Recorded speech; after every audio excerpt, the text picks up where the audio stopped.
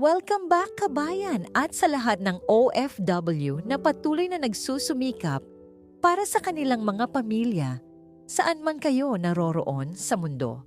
Bago tayo magsimula, isang mahalagang paalala na ang kwentong maririnig ninyo sa episode na ito ay batay sa isang tunay na pangyayari at sa mga impormasyong aming nakalap tungkol sa kasong ating tatalakayin. Gayunpaman, pinili ng OFW Stories na huwag gamitin ang tunay na mga larawan ng suspek, biktima o iba pang pribadong individual na sangkot sa kaso. Ginagawa namin ito bilang respeto sa kanilang privacy, dignidad at sa sensitibong katangian ng kwentong ito. Sa halip, gagamit kami ng stock footage, generic visuals at visual recreations upang kumatawan sa mga lugar, sitwasyon at pangyayaring aming isasalaysay. Ginagamit lamang ang mga ito upang makatulong sa pagbuo ng kwento at sa pag-unawa sa mga pangyayari. Ito ang OFW Stories, mga kwentong tunay na nangyari sa buhay ng mga OFW. Isinasalaysay ng may respeto at paggalang sa pamilya. May mga gabing pag-uwi mo, ang iniisip mo lang ay makapagpahinga, makita ang pamilya mo, at matulog matapos ang isang mahabang araw. Pero para kay Gerald Aquinti, ang gabi ng Mayo 26, 2018 ay magiging isang gabing hindi na niya kailanman makakalimutan. Bandang 2:00 ng madaling araw, umuwi si Gerald sa kanilang bahay sa Torrance Avenue, sa East York, Toronto. Galing siya sa isang restaurant opening na dinaluhan niya matapos ang trabaho. Sanay na ang kanyang pamilya na ganoon ang oras ng kanyang pag-uwi. Bilang chef at isa sa mga nagpapatakbo ng restaurant, hindi na bago sa kanila ang umuwing gabi o madaling araw si Gerald. Pero nang gabing yon, may isang bagay na agad niyang napansin. Hindi normal ang lahat. Karaniwan, kapag late siyang umuuwi, tatawagan niya ang kanyang asawa bago siya pumasok. Dahil light sleeper si Rodri, alam niyang magigising ito sa tawag niya at siya na mismo ang magbubukas ng pinto para sa kanya. Pero nang gabing iyon, walang sumagot.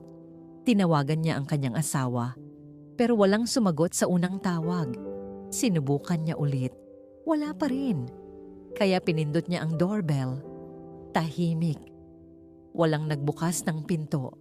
At doon nagsimulang maramdaman ni Gerald na may mali. Pumunta siya sa gilid ng kanilang bahay at doon niya napansin na bukas ang side door. Mas nakakagulat pa, ang interior door na dapat ay nakasara at nakalock ay tila na puwersa. Pagpasok niya, may isa pang bagay na agad niyang napansin. May mga bakas ng paa sa alikabok sa sahig. Noong mga panahong iyon, may renovation na ginagawa sa kanilang basement, kaya maraming bahagi ng bahay ang maalikabok. At sa gitna ng katahimikan ng madaling araw, may mga bakas na tila nagsasabing may ibang taong pumasok sa loob ng bahay. Sinundan ni Gerald ang mga bakas. Umakyat siya. Ang unang naisip niya ay ang kanyang mga anak. At bago niya alamin kung ano ang nangyari sa kanyang asawa, sinigurado muna niyang ligtas ang kanilang 3 anak na babae. Natutulog ang mga bata, buhay at ligtas. Pero sa kabilang kwarto, makikita niya ang isang eksenang tuluyang magbabago sa buhay ng kanilang pamilya. Nandoon si Rodri, ang kanyang asawa, ang ina ng kanilang 3 anak. At sa sandaling iyon, hindi na siya makapaniwala sa kanyang nakita. Ang 41-year-old na si Rodri Estrada ay isang registered nurse na nagtatrabaho sa dialysis unit ng St. Joseph's Hospital sa Toronto. Isa siyang ina ng 3 babae at asawa ni Gerald sa loob ng 15 taon. Hindi dapat ganito matatapos ang gabi. Hindi dapat ganito matatapos ang buhay ng isang babaeng umuwi lamang mula sa kanyang trabaho, naghapunan kasama ang kanyang pamilya at nag-good night sa kanyang mga anak bago matulog. Pero bago natin balikan ang gabing yon, kailangan muna nating kilalanin kung sino talaga si Roderick. Dahil bago siya naging biktima ng isang brutal na krimen, isa muna siyang anak, isang asawa, isang ina, isang nurse, at isang Pilipinang nagsikap na bumuo ng magandang buhay para sa kanyang pamilya sa ibang bansa. At tulad ng maraming OFW na nagpunta sa Canada para magkaroon ng mas magandang kinabukasan, hindi rin naging madali ang simula ng kanyang pamilya. Ang pamilya ni Roderick ay nagmula sa Pangasinan. Sa paglipas ng panahon, napagdesisyunan ng kanyang mga magulang na mas makabubuti para sa kanilang lumalaking pamilya na subukan ang buhay sa ibang bansa. Kaya noong dekada 80, kasama ang kanilang 4 na anak at ang mahahalagang gamit na kaya nilang dalhin, lumipat sila sa Canada.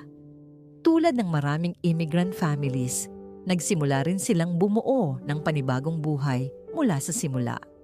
Kalaunan, nakapagtayo ng restaurant ang mga magulang ni Roderick. At habang lumalaki siya, hindi lamang siya naging bahagi ng pamilya, kundi tumulong din sa negosyo ng kanyang mga magulang. Pero kahit sanay siyang tumulong sa restaurant, may sarili siyang pangarap. Gusto niyang maging nurse, kaya habang nag-aaral, nagtrabaho rin siya para magkaroon ng sariling pera. At tulad ng isang normal na kabataan, hindi rin naman nawala sa kanya ang pagkakataong magkaroon ng social life at makakilala ng mga bagong tao. At sa isa sa mga pagtitipong yon, may isang lalaki siyang makikilala na kalaunan ay magiging pinakamahalagang tao sa kanyang buhay. Ang pangalan niya ay Gerald. Pareho silang Filipino. Pareho rin silang nag-aaral sa George Brown College sa Toronto. At habang unti-unti silang nagkakakilala, napansin nilang marami pala silang pagkakapareho. Hanggang sa ang simpleng pagkakaibigan ay naging relasyon. Hindi nagtagal, naging opisyal ang kanilang pagmamahalan. At mabilis ding naging paborito si Gerald ng pamilya ni Roderick. May sarili rin itong pangarap. Nag-aaral siya upang maging chef at determinado ring magkaroon ng magandang career. Pareho silang may pangarap, pareho silang nagsisikap, at higit sa lahat, pareho silang handang suportahan ang isa't isa. Kaya ng isang araw ay ibinalita ni Roderick sa kanyang pamilya na engaged na sila. Hindi na ito naging malaking sorpresa. Ilang taon pagkatapos nilang ikasal, natupad ni Roderick ang isa sa kanyang mga pangarap. Nakuha niya ang kanyang nursing license at naging isang dialysis nurse. Samantala, natupad din ni Gerald ang kanyang pangarap na maging chef. 2 taong nagtatrabaho ng husto, 2 taong nagsisimula ng pamilya, at 2 taong unti-unting nagtatayo ng buhay sa Canada. Sa pagtutulungan nilang dalawa, nakabili sila ng bahay sa Torrance Avenue sa East York. Doon nila pinalaki ang kanilang 3 anak na babae. Kung titingnan mo ang buhay ng pamilya mula sa labas, parang isa itong larawan ng isang ordinaryong pamilyang Pilipino na nagtagumpay sa ibang bansa. May bahay, may trabaho, may mga anak na lumalaki, at may mga pagkakataong nakakapagbakasyon silang magkakasama. Pero ang hindi nakikita sa mga litrato ay ang lahat ng trabaho at sakripisyong kailangan nilang gawin para mapanatili ang ganitong buhay. Dahil parehong nagtatrabaho sina Roderick at Gerald, kailangan nilang magtulungan sa pagpapalaki ng kanilang mga anak. At ayon kay Gerald, si Roderick ang parang architect ng kanilang tahanan. Siya ang nag-aayos ng schedule ng pamilya. Siya ang nag-o-organize ng school activities. Siya ang nagdadala sa mga bata sa kanilang soccer practice. Siya rin ang nag-aasikaso ng piano lessons, swimming lessons, assignments, at kung ano-ano pang kailangan ng 3 bata. At kapag hindi naman siya abala sa trabaho, ginagawa niya ang lahat para makasama ang kanyang mga anak. Sa umaga, dinadala niya ang mga ito sa park. Sa bahay, tinuturuan niya silang maging independent. At sa kabila ng kanyang trabaho bilang nurse, Sinisikap niyang maging present sa bawat bahagi ng kanilang paglaki. Ang bahay sa East York ay isang tahanang puno ng buhay. 3 magkakapatid na babae, mga school bags, mga assignments sa kitchen table, mga activity pagkatapos ng klase, mga tawanan, mga simpleng argumento ng magkakapatid, at isang ina at ama na ginagawa ang lahat para mabigyan sila ng magandang buhay. Pagsapit ng 2018, lalo pang magiging abala ang pamilya. May mahalagang confirmation ang pangalawa nilang anak na si Alexandra. At sa susunod na buwan, graduation naman ng kanilang panganay. Ibig sabihin, paparating ang mga selebrasyon. May mga bisita, may pagkain, may mga kamag-anak at kaibigan. At dahil malakas ang ugnayan ng kanilang pamilya sa Filipino community sa Toronto, hindi rin nakapagtatakang maraming Pilipino ang madalas nilang nakakasalamuha at naiimbita sa kanilang tahanan. Para sa maraming bagong dating na Filipino sa Toronto, kilala ang mag-asawa bilang mga taong bukas ang bahay para sa kapwa Pinoy. Holiday dinners, backyard barbecues, mga simpleng pagtitipon, mga pagkakataong nagsasama-sama ang mga Pilipino sa isang lugar na malayo sa Pilipinas. At marahil iyon din ang dahilan kung bakit napakaraming taong nakakilala kay Roderick ang hindi makapaniwala nang malaman nila ang nangyari sa kanya. Para sa mga nakakakilala sa kanya, hindi lamang siya isang nurse, isa siyang kaibigan, isang ina, isang asawa, at isang taong palaging handang tumulong. Tahimik daw siya sa unang pagkikita. Pero kapag nakilala mo ng mabuti, malalaman mong mayroon din siyang masayahing personalidad. Sa trabaho, respetado siya bilang clinician. Sa bahay, siya ang inaasahan ng kanyang mga anak. At sa buhay ni Gerald, siya ang taong lagi niyang sinasabing malaking bahagi ng kanyang tagumpay. Kaya nang sumapit ang gabi ng Mayo 25, 2018, walang sino man sa pamilya ang nag-isip na yon na pala ang huling ordinaryong gabi nila. Pumasok si Roderick sa kanyang full-time job bilang dialysis nurse. Samantala, nanatili si Gerald sa bahay upang bantayan ang renovation na ginagawa sa kanilang basement at kusina. Nang matapos ang mga gumagawa, umalis si Gerald at nagtungo sa kanilang restaurant upang tumulong sa negosyo. At nang matapos ang kanilang trabaho, hindi pa siya agad umuwi. May isang kaibigan siyang nagbukas ng bagong restaurant at dumalo siya sa grand opening nito. Hindi lamang siya basta guest. Bilang chef, tumulong din siya sa kusina. At dahil nagtagal ang event, inabot siya ng madaling araw bago siya tuluyang nakauwi. Para kay Gerald, ordinaryong bagay lang yun. Sanay na ang kanyang pamilya sa ganoong routine. Alam ni Roderick na late umuuwi ang kanyang asawa at alam ni Gerald na kapag dumating siya sa gabi, tatawag lang siya at gigisingin ang kanyang asawa para makapasok. Ganito na ang routine nila. 15 taon na silang mag-asawa at sa loob ng maraming taon, gumagana ang simpleng sistemang yon.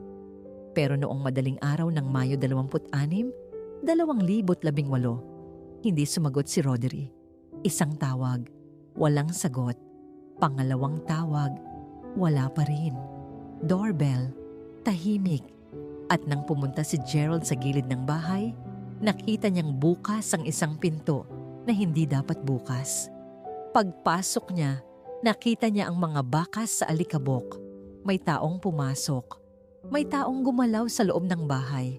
At ang mga bakas ay humahantong pataas. Sa isang bahay na ilang oras lamang, ang nakalipas ay puno ng normal na buhay. May isang hindi kilalang tao na tila naglakad sa mga silid habang mahimbing na natutulog ang isang pamilya. At sa dulo ng mga bakas na yon, naroon ang kwarto ni na Gerald at Roderick. Doon nakita ni Gerald ang kanyang asawa. Doon niya nalaman na hindi na ito simpleng break-in, hindi ito aksidente, At hindi ito natural na pagkamatay. Ang babaeng ilang oras lamang ang nakalipas ay inaasahang magigising kinabukasan para maghanda ng pagkain, makausap ang kanyang mga anak at ipagpatuloy ang buhay ng kanilang pamilya ay wala na. At habang ang 3 anak ni Roderick ay natutulog sa kabilang kwarto, isang brutal na krimen ang nangyari sa loob mismo ng kanilang tahanan. Isang tahanang dapat sana ay pinakaligtas nilang lugar. Isang tahanang pinaghirapan nilang mag-asawa. Isang tahanang puno ng mga alaala. At isang tahanang sa loob lamang ng ilang oras ay magiging crime scene. Pero sino ang pumasok? Bakit ang bahay nila ang pinili? At higit sa lahat, bakit kailangang mamatay si Roderick? Sa puntong iyon, wala pang alam si Gerald sa sagot. Ang alam lang niya, may pumasok sa kanilang bahay habang natutulog ang kanyang pamilya. At ang taong iyon ay hindi lamang basta nagnakaw. May ginawa itong hindi na mababawi. At mula sa gabing iyon, magsisimula ang isang investigasyon na maglalantad sa 2 lalaking hindi naman dapat kailanman nakilala ng pamilya Estrada. 2 lalaking hindi nila kaibigan, hindi nila kakilala, at walang personal na dahilan para mapunta sa kanilang buhay. Pero bago matapos ang gabing yon, magtatagpo ang landas ng mga taong ito sa isang bahay sa East York.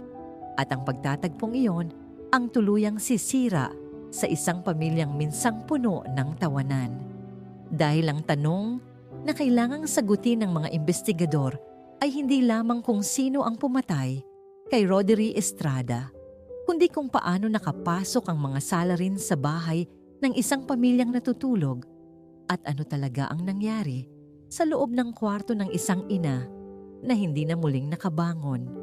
Sa loob ng ilang minuto, matapos matuklasan ni Gerald ang kanyang asawa, nagbago ang tahimik na gabi sa East York. Tumawag siya sa SAMI sa isa at sinubukan niyang sundin ang mga instructions ng emergency operator na lapatan ng CPR si Roderick. Pero dahil sa tindi ng mga sugat sa mukha ng kanyang asawa, hindi niya magawang maisagawa ng maayos ang ipinapagawa sa kanya.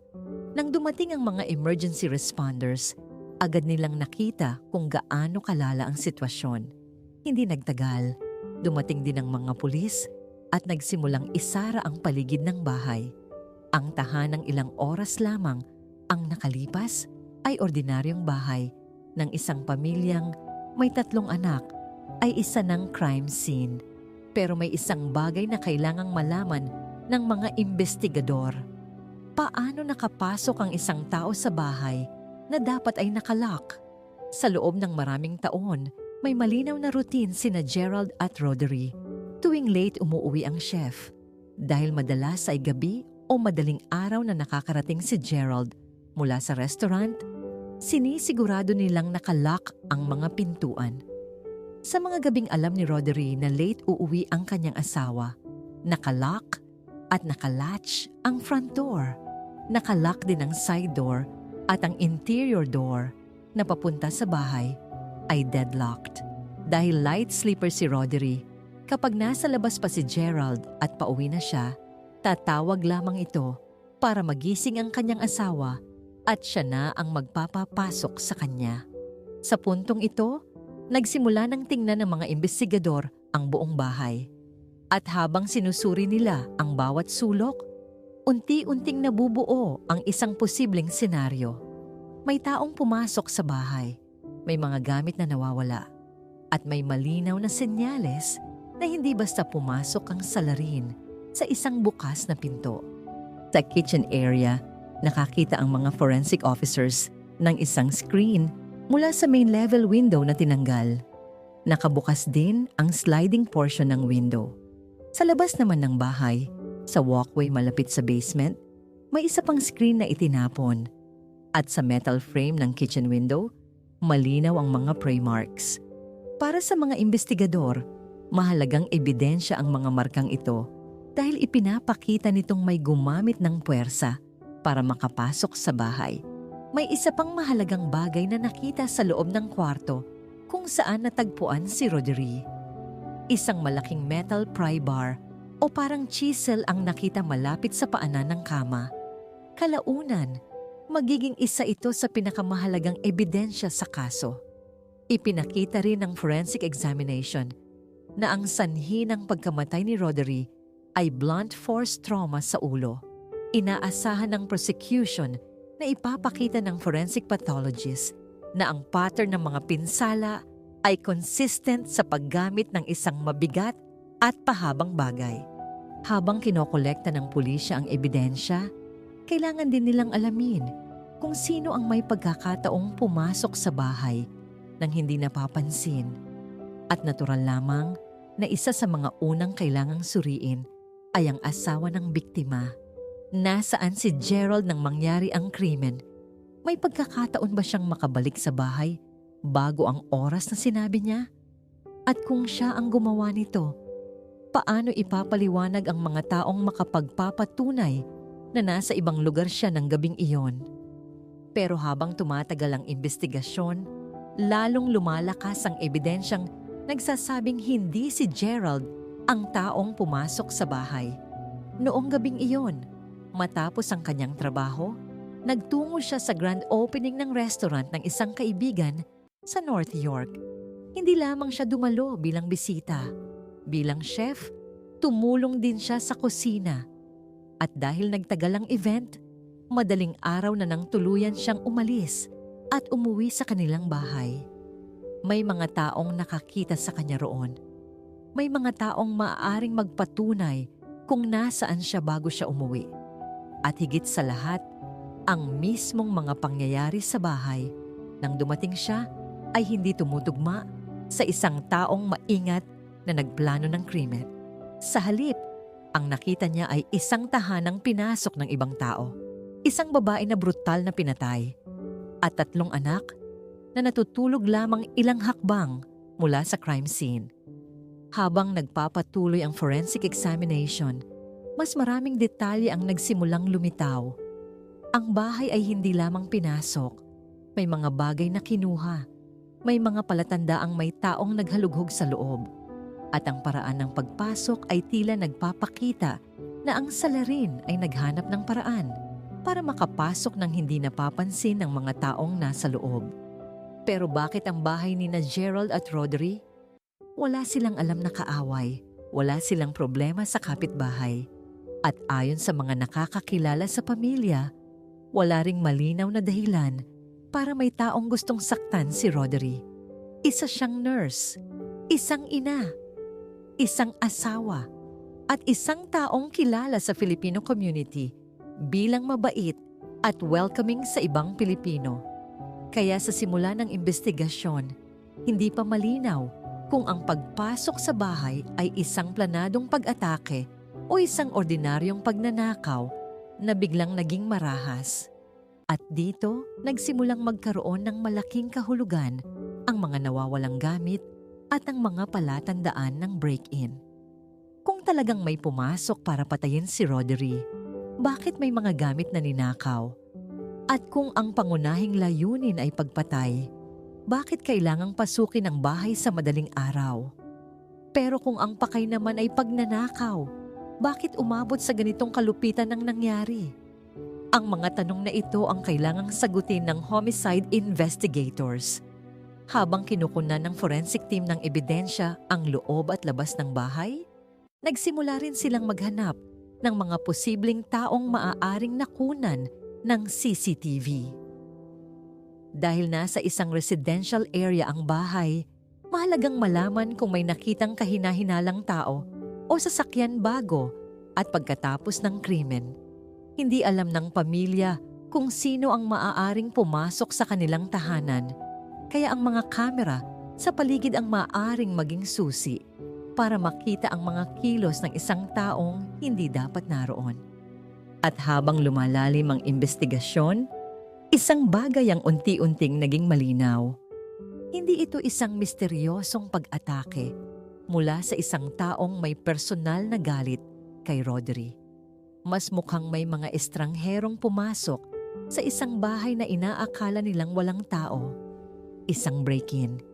isang pagnanakaw, at isang maling desisyon na nauwi sa pagkamatay ng isang ina ng 3 anak. Pero sa puntong yon, hindi pa alam ng pamilya kung sino ang mga taong iyon. Hindi pa alam ni Gerald kung sino ang pumasok sa kanyang bahay. At hindi pa alam ng mga anak ni Roderick kung bakit kinailangan nilang mawalan ng ina sa isang gabing dapat sana ay katulad lamang ng ibang gabi. Ang alam lamang ng mga investigador ay may pumasok sa bahay. May mga gamit na nawawala, may mga bakas ng sapilitang pagpasok, at may isang brutal na pagpatay na kailangang mahanapan ng sagot. At sa labas ng bahay, na dating puno ng tawanan ng isang pamilyang Pilipino, may isang tanong na ngayon ang kailangang sagutin ng pulisya. Kung hindi si Gerald ang pumasok sa bahay, sino ang mga taong nakalusot sa isang tahanang dapat ay ligtas at nakalock? Dahil habang tinitingnan nila ang mga pry marks sa bintana, ang mga bakas ng paa sa alikabok, at ang mga nawawalang gamit, nagsisimula nang mabuo ang isang nakakatakot na posibilidad. Maaaring hindi talaga si Roderick ang target. Maaaring ang mga pumasok ay naghahanap lamang ng bahay na maaari nilang pasukin at pagnakawan. At maaaring ang isang simpleng break-in na yon ang naging dahilan kung bakit isang pamilyang Pilipino ang biglang nawalan ng ina. Pero kung ganoon ang nangyari, sino ang 2 estrangherong pumasok sa bahay nina Gerald at Roderick? At paano sila matutunton ng mga investigador? Habang unti-unting nabubuo ang larawan ng nangyari sa loob ng bahay nina Gerald at Roderick, may isang bagay na hindi kayang sagutin ng mga ebidensyang nakita sa crime scene. Sino ang mga taong nasa likod ng pagpatay? Wala namang personal na kaaway si Roderick na maaaring pagbintangan. Wala ring koneksyon ng pamilya sa mga taong posibleng may dahilan para saktan siya. Kaya para sa mga homicide investigators, ang susunod na hakbang ay hanapin ang mga taong maaaring nasa paligid ng East York noong gabing pinatay si Roderick. At dito naging napakahalaga ng CCTV footage.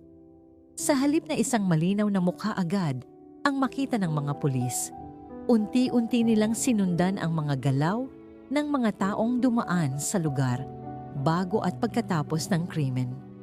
May mga recording mula sa mga establishmento at paligid ng isang youth shelter na kalaunan ay magpapakita sa 2 lalaki na magkasama noong gabi ng Mayo 25 hanggang madaling araw ng Mayo 26, 2018. Ang 2 lalaking ito ay sina Justin Murillo at David Beek. Sa panahong yon, 22 taong gulang si Murillo at 23 naman si Biak. Pareho silang may no fixed address at pareho ring nakilala ng mga awtoridad bago pa man mangyari ang pagpatay kay Roderick. Pero sino ba talaga ang 2 lalaking ito? Si Justin Murillo ay isang batang lalaki na sa murang edad ay napunta na sa magulong sitwasyon ng buhay. Sa mga record na lumitaw sa investigasyon, hindi na bago sa kanya ang pakikitungo sa mga awtoridad. Wala siyang permanenteng tirahan at kabilang siya sa mga taong palipat-lipat sa shelter system ng Toronto. May criminal history na rin siya at kilala na ng pulisya bago pa man ang pagkamatay ni Roderick. Samantala, si David Beek ay isa ring young man na walang permanenteng tirahan. Siya ay isang immigrant na nagmula sa South Korea at ayon sa mga impormasyong lumitaw sa kaso, napunta rin sa shelter system. Doon nagtagpo ang landas nila ni Murillo. Hindi sila magkakilala dahil sa pamilya o trabaho. Ang kanilang pagkakaibigan ay nabuo sa isang lugar kung saan pareho silang naghahanap ng matutuluyan at parehong namumuhay sa labas ng isang regular na tahanan. Sa paglipas ng panahon, naging magkasama ang 2 at ayon sa mga ebidensyang inilatag sa korte, may isang bagay silang pareho noong gabing iyon. Pareho silang nasa labas at naghahanap ng mapapakinabangan mula sa mga bahay at establishmentong maaari nilang pasukin. Hindi naman umano nagsimula ang gabi sa bahay ni na Gerald at Rodri. Mas maaga pa rito, nakuna ng surveillance footage ang dalawang lalaki na magkasama sa paligid ng East York. Ang kanilang mga kilos ay tila hindi naman nagpapakitang mayroon silang isang partikular na bahay na gustong puntahan. Sa halip, lumilitaw na naghahanap sila ng pagkakataong makapagnakaw. Tinitingnan nila ang mga bahay at lugar na maaari nilang pasukin, lalo na ang mga pinaniniwalaan nilang walang tao. At mahalaga ang detalyeng yon, dahil nangangahulugan itong maaaring hindi talaga si Rodri ang kanilang pakay. Hindi nila siya kilala. Hindi nila kilala si Gerald at wala silang personal na relasyon sa pamilya. Ang nakita ng prosecution ay isang pagkakataong nagsimula bilang paghahanap ng mapagnanakawan at nauwi sa isang krimeng mas malala kaysa sa inaasahan ng sinuman. Habang sinusundan ng mga investigador ang CCTV footage, makikita ang dalawang lalaki na magkakasama bago ang krimen. Sa ilang pagkakataon, pumapasok sila sa mga lugar kung saan may posibilidad na makakuha ng mga gamit. May mga construction site at iba pang lugar na pinasok nila habang naghahanap ng anumang maaaring mapakinabangan. Sa kalaunan, nakakuha rin sila ng isang mabigat na metal crowbar na magiging isa sa pinakamahalagang bagay sa kasong ito. Hindi pa alam ng mga taong nakatira sa East York na may dalawang lalaki nang palipat-lipat sa kanilang lugar ng gabing iyon. At higit sa lahat, hindi nila alam na ang dalawang lalaking ito ay papalapit sa isang bahay kung saan natutulog ang isang pamilya. Habang papalalim ang gabi, patuloy ang paggalaw ni na Murillo at Biak. Ang kanilang mga kilos ay tila nakabatay sa pagkakataon. Kung may bahay na mukhang walang tao, maaari nila itong pasukin. Kung may lugar na maaaring may mapakinabangan, susubukan nilang tingnan. Hindi nila kailangang magkaroon ng malaking plano. Ang mahalaga ay makahanap ng madaling target. At bandang hating gabi, napunta ang atensyon nila sa isang bahay sa Torrance Avenue. Ang bahay ni na Gerald at Rodri. Kung titingnan mula sa labas, may mga bagay na maaaring nagbigay sa kanila ng maling impresyon. May renovation na ginagawa sa basement at kusina. May mga kahon at construction materials sa paligid. At wala ring sasakyan sa driveway ng gabing iyon. Para sa dalawang taong naghahanap ng bahay na maaari nilang pasukin, maaaring magmukhang walang tao ang loob. Pero hindi nila alam ang isang mahalagang bagay. May natutulog sa loob. At hindi lang isang tao. May isang ina, may 3 anak, at isang pamilya na hindi alam na may 2 estrangherong nagmamasid sa kanilang tahanan. Ayon sa naging salaysay sa korte, hindi umano plano ni na Murillo at Biak na saktan si Rodri. Ang kanilang pakay ay magnakaw. Ngunit ng gabing iyon, may isang desisyon silang ginawa na magdadala sa kanila sa loob ng bahay. Sa pamamagitan ng basement area, nagawa nilang makapasok. Mula roon, nagsimula silang gumalaw sa loob ng bahay ng tahimik. Hindi nila alam kung gaano karaming tao ang nasa loob. Ang alam lamang nila ay kailangan nilang kumuha ng anumang bagay na maaaring mapakinabangan at makaalis bago sila mapansin. At sa una, tila gumagana ang kanilang plano. Tahimik ang bahay. Natutulog ang mga bata at walang nakakaalam na may 2 estranghero nang nasa loob. Habang gumagalaw ang mga ito sa iba't ibang bahagi ng bahay, may ilang gamit na kinuha. Kabilang dito ang mga electronic devices at iba pang personal na gamit. Ngunit habang patuloy silang naghahanap, isa sa kanila ang pumunta sa master bedroom. At doon nagbago ang buong sitwasyon. Dahil hindi pala walang tao ang kwarto, may natutulog doon, si Rodri. Isang 41-year-old nurse, isang ina, isang asawa, at isang babaeng walang ideya na may 2 estranghero nang nasa loob ng kanyang bahay. Sa puntong iyon, ang isang break-in na maaring natapos sana bilang simpleng pagnanakaw ay biglang naging isang sitwasyong hindi na makokontrol ng sinuman. Nagising si Rodri at nang makita niya ang isang estranghero sa kanyang kwarto, nagbago ang kilos ng taong nasa harap niya. Ayon sa mga ebidensyang inilatag sa trial, dito nagsimula ang brutal na pag-atake na kalaunan ay kumitil sa buhay ni Rodri. Pero bago natin sabihin kung ano mismo ang nangyari sa loob ng kwartong yon, kailangang balikan ang isang bagay na matagal nang hinahanap ng mga investigador.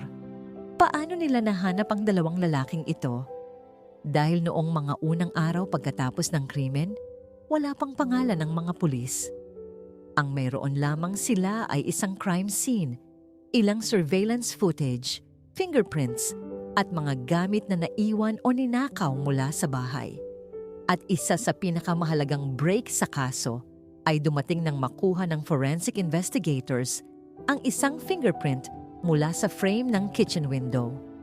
Ang partial fingerprint na yon ay ipinadala para ikumpara sa fingerprint records na nasa database ng mga awtoridad at may tumugma.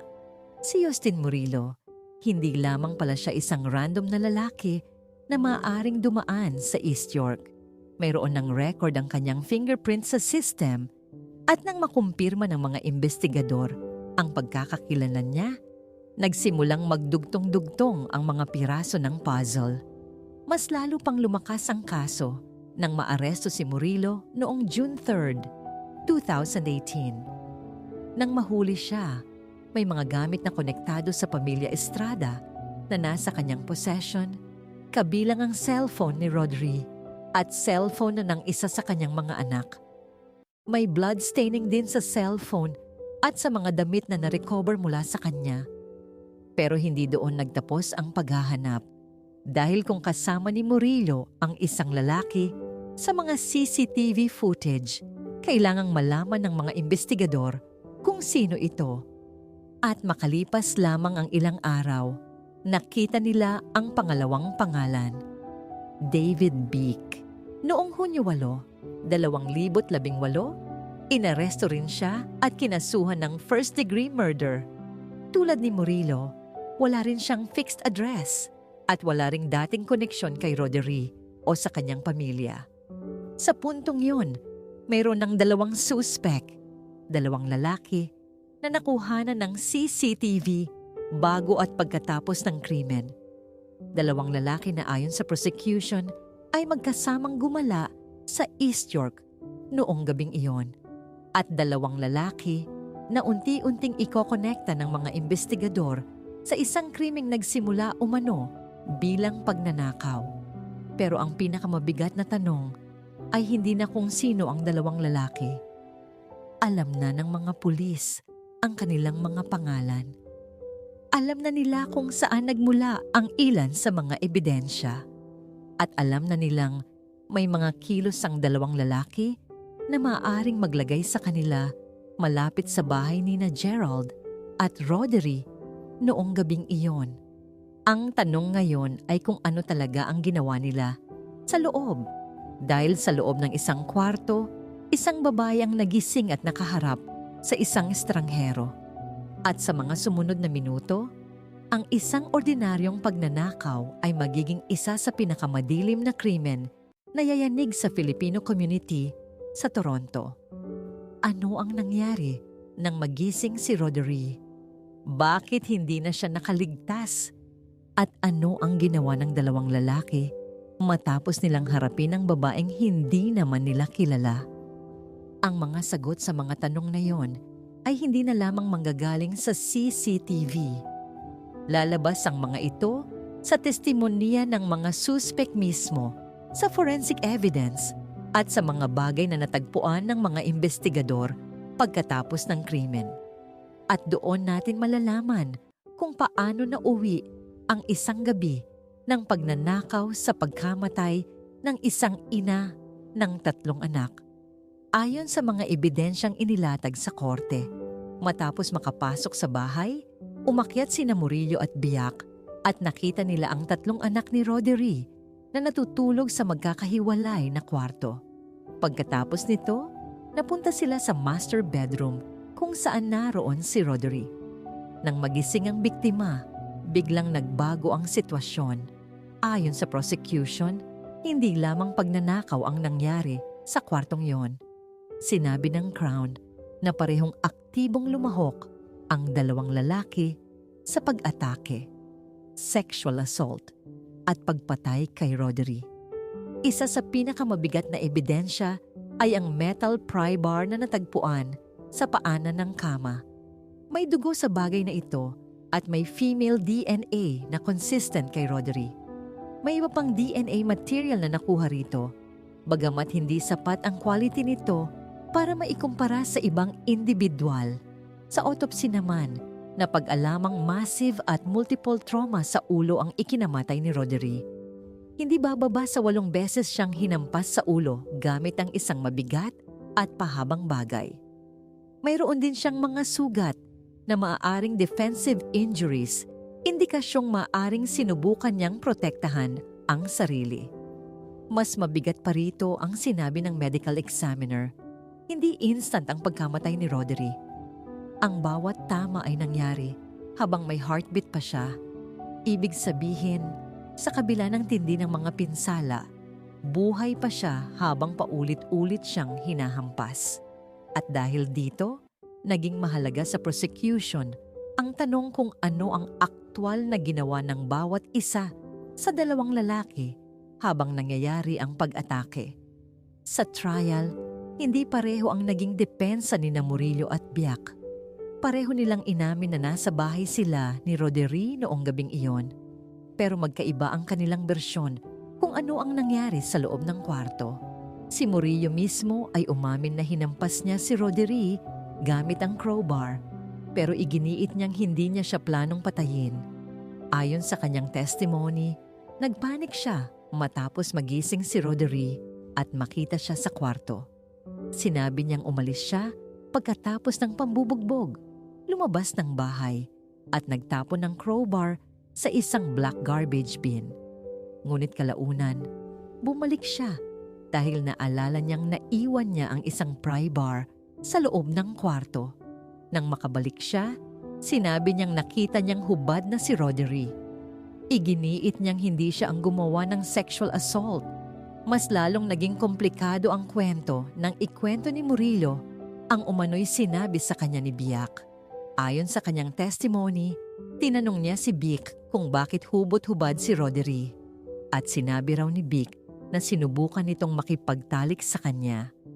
Sa ganitong paraan, sinubukan ni Murillo na ilayo ang sarili sa sexual assault at ipakitang si Biak ang may kagagawan nito. Pero may problema ang bersyong iyon. Hindi lamang testimony ang hawak ng prosecution, may forensic evidence. Sa post-mortem examination, kumuha ang mga forensic investigators ng iba't ibang samples mula sa katawan ni Roderick, kabilang ang sample mula sa external genital area. Ayon sa prosecution, ang DNA profile na nakuha mula sa sample ay tumugma kay Biak na may napakataas na statistical certainty. At nang maaresto si Biak, sinabi rin umano niya sa homicide investigators na nasa Torrance Avenue siya noong araw bago ang murder at inamin niyang sinubukan niyang makipagtalik kay Roderick. Pero hindi lamang DNA ang nag-uugnay sa 2 lalaki sa krimen. May CCTV footage, may fingerprints, may stolen property, at may mga gamit na narecover mula sa kanila pagkatapos ng pagpatay. Nang maaresto si Murillo noong Mayo 27, 2018, nakita sa kanyang possession ang 2 cellphone. Isa sa mga yon ay pag-aari ni Roderick at ang isa naman ay pag-aari ng isa sa kanyang mga anak. Mas mahalaga pa, may bloodstain sa cellphone ni Roderick. Ang damit na nakita ring suot ni Murillo sa surveillance footage ay na-recover at may bloodstaining din. At ang fingerprint niya ay nakuha mula sa frame ng main floor kitchen window, Kung pagsasama-samahin ng lahat ng iyon, unti-unting nabuo ang isang chain of evidence. May CCTV na nagpakitang magkasama sina Murillo at Bic bago at pagkatapos ng krimen. May fingerprint ni Murillo sa window frame. May cellphone ni Roderi sa possession ni Murillo. May blood evidence at may DNA evidence na nag-uugnay kay Bic sa sexual assault. Pero hindi pa rin natatapos doon ang investigasyon. May isa pang metal bar na natagpuan sa sewer grate sa harap ng bahay ni Roderi. Walang blood na nakita sa bar na yon, pero ipinaliwanag sa korte na ang pagkakalagay ng isang bagay sa liquid ay maaring magtanggal ng biological material at mabawasan ang posibilidad na makita ang dugo. Kaya hindi rin tuluyang naalis ang posibilidad na may kinalaman ito sa krimen. At habang dumarami ang ebidensya, dumating ang araw na kailangan ng harapin ni Murillo at Biak ang kaso sa korte. Noong 2021, nagsimula ang trial na tumagal ng ilang linggo.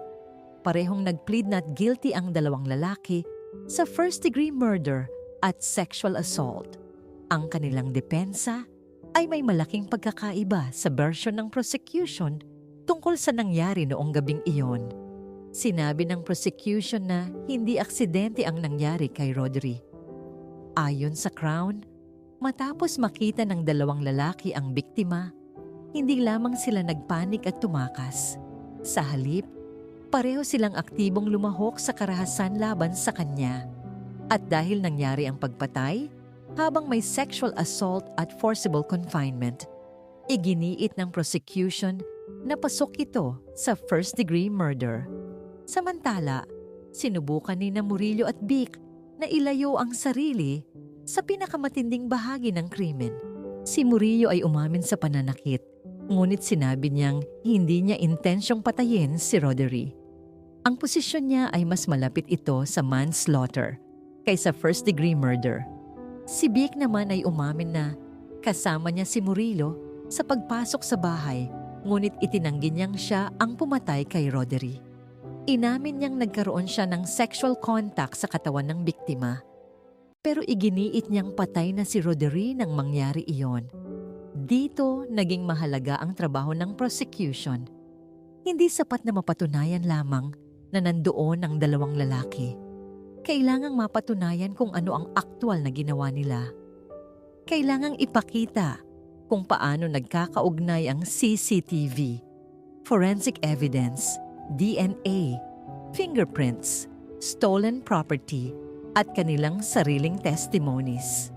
At higit sa lahat, kailangang kumbinsihin ng jury na ang kanilang mga bersyon ay hindi kapanipaniwala kumpara sa kabuuan ng ebidensya. Sa loob ng 6 na linggong trial, isa-isang inilatag ang mga ebidensya. Narinig ng jury ang tungkol sa mga galaw ni Murillo at Biak bago at pagkatapos ng krimen. Nakita nila ang forensic evidence mula sa bahay. Narinig nila ang tungkol sa mga pinsalang natamo ni Roderi. At narinig din nila mismo ang mga bersyon ng dalawang akusado. Habang tumatagal ang paglilitis, lalong naging malinaw na hindi na lamang ito usapin ng isang simpleng burglary. Isang ina ang namatay, isang pamilya ang nawasak, at dalawang lalaki ang parehong nagsasabing may bahagi ang isa sa kanila sa pinakamasamang nangyari kay Roderi. Ngunit may isang bagay na hindi na mababago ng kahit anong argumento sa korte. Nang gabing iyon, may isang babae na lumaban para sa kanyang buhay. Matapos ang mga testimonya, forensic evidence, CCTV footage, DNA results, fingerprints, at mga argumento ng magkabilang panig, dumating ang sandaling matagal nang hinihintay ng lahat. Natapos ang paglilitis, tumayo ang dalawang akusado sa harap ng jury at nagsimula ang deliberation. 5 araw na pag-uusapan ng mga juror ang lahat ng kanilang narinig at nakita sa loob ng courtroom. Kailangang timbangin nila ang bawat ebidensya at tukuyin kung sapat ba ang mga yon para mapatunayan ang guilt ng dalawang lalaki beyond a reasonable doubt. Mga kabayan, bilang mga Pilipino na nakikipagsapalaran sa ibang bansa, alam natin na ang buhay OFW ay hindi lang tungkol sa trabaho at kita. Kasama rin dito ang pangungulila, sakripisyo, panganib, at mga bagay na minsan ay hindi natin nakikita mula sa malayo. Maraming Pilipino ang umaalis ng bansa para sa pamilya, para sa mga anak, at para sa pangarap na magkaroon ng mas magandang buhay. Pero sa likod ng bawat OFW ay isang kwento. At hindi natin alam kung ano ang maaaring mangyari sa isang ordinaryong araw. Kabayan, gusto naming malaman, saang bansa ninyo pinapanood ang kwentong ito? I-comment ninyo ang inyong bansa para malaman namin kung gaano kalawak ang ating Filipino community sa buong mundo. At kung interesado kayo sa isa pang true crime story tungkol sa mga Pilipinong naghahanap ng mas magandang buhay abroad, panoorin ninyo ang susunod naming kwento na pinamagatang Love Triangle ng mga OFW sa Canada na uwi sa trahedya. Maraming salamat sa pananatili hanggang sa dulo ng kwentong ito. Patuloy naming bibigyan ng boses ang mga kwentong hindi dapat makalimutan. Aalalahanin ang mga naging biktima at magbibigay ng kamalayan sa mga panghanib na maaaring kaharapin ng ating mga kababayan sa ibang bansa. Kung mahilig ka sa mga totoong crime stories, malalalim na investigasyon at mga kaso ng OFW na nag-iwan ng mas maraming tanong kaysa sagot, samahan mo kami sa mga susunod pa naming kwento. Thanks for watching and we'll see you in the next video.